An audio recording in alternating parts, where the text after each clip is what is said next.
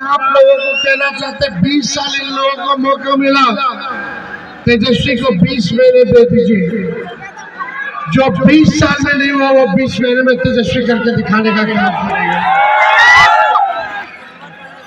तो आप लोगों को प्यार है ना, आशीर्वाद है ना? यहाँ सब लोग हैं अनिता जी को एक एक वोट लालटेन पर चुपचाप लालटेन चुपचाप चुपचाप चुपचाप चुपचाप मोदी की फैक्ट्री गुजरात में लगाएंगे, विक्ट्री बिहार में चाहिए, ऐसा होने वाला नहीं।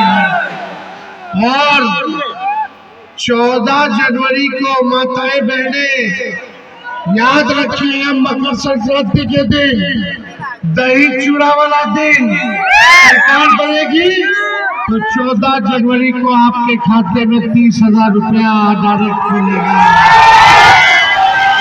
500 रुपया गैस सिलेंडर, पेंशन 1500 रुपया, ये सारा काम हम लोग करने जा रहे हैं।